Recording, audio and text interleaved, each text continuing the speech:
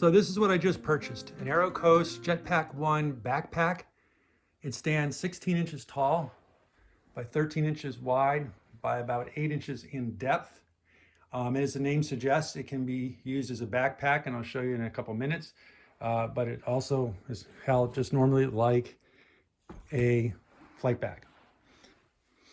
What I really like about this bag is its construction. It's very rugged.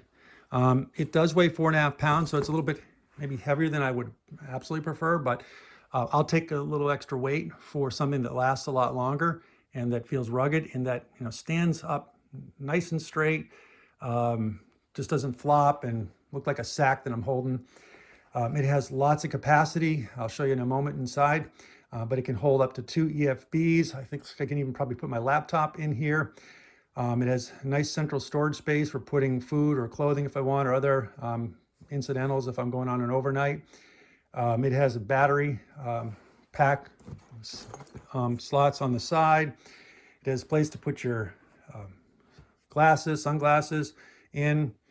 And it, as the name suggests, it is a backpack. I can show you in a moment, but in the back, you can open up a zipper here and pull out a couple straps attached to the bottom loops, and you can use this as a backpack. So looks very versatile and very well built, and I just couldn't resist trying something different than the normal approach I've done for the past 5 to 10 years, where I buy a bag and it lasts for about a year before it starts falling apart or the zippers break, etc. Taking a look on the inside, again, right off the bat, you have on top place for a name tag, putting in your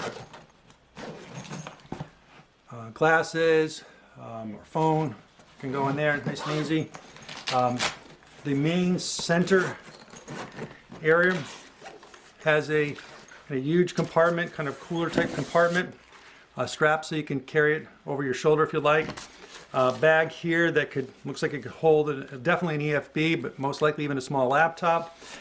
It's nice and insulated here, so if you want to put some food in here, or just store it for clothing or other personal items if you're going on an overnight, it looks like it's really great for that.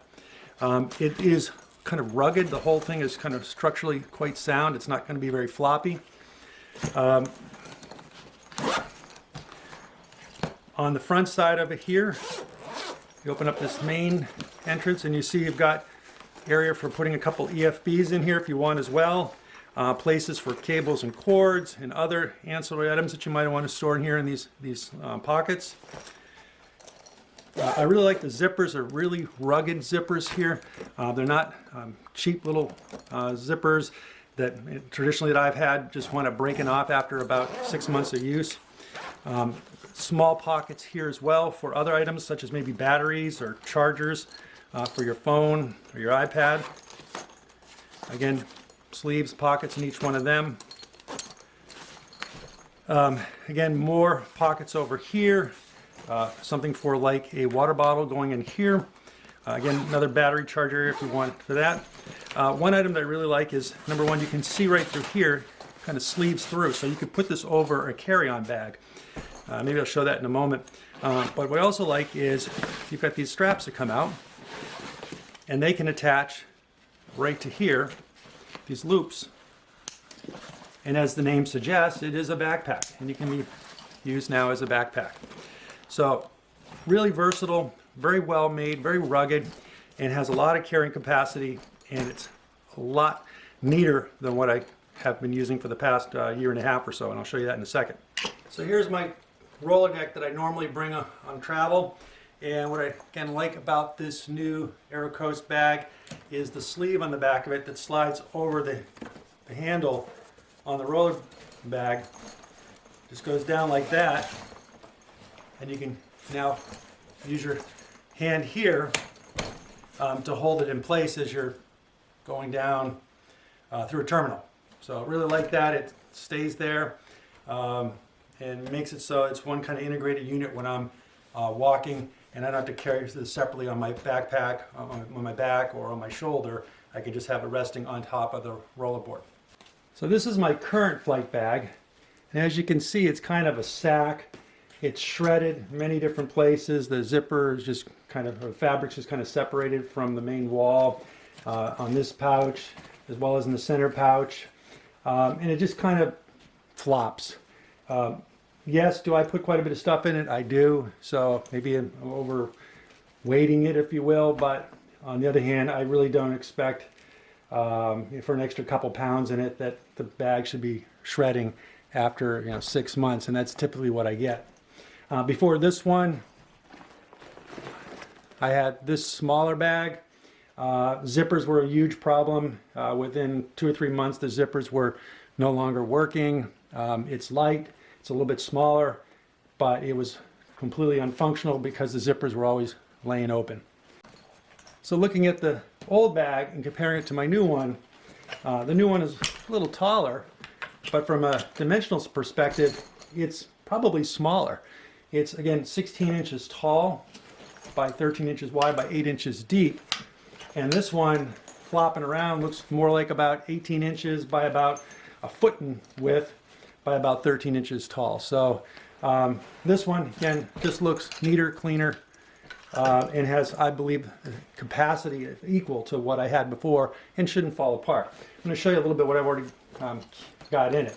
Right now I've just put in my glasses, my mouse for my computer when I'm traveling.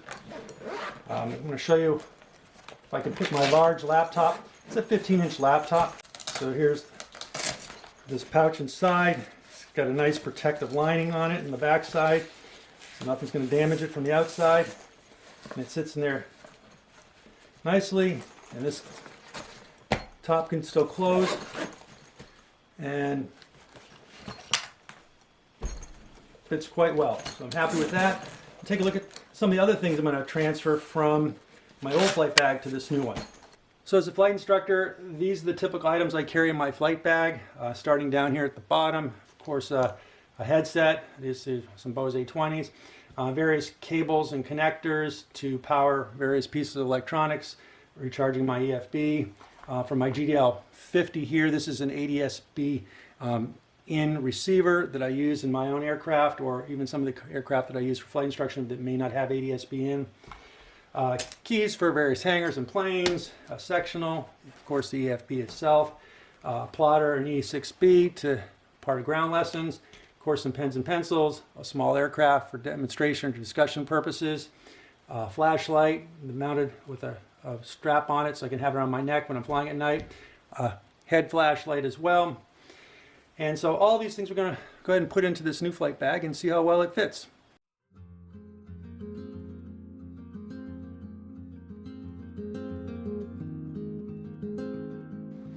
So as you can see there, everything fit in the flight bag very easily. Plenty of pockets to kind of separate items so they're not just all thrown in one big open hole in the center of the flight bag.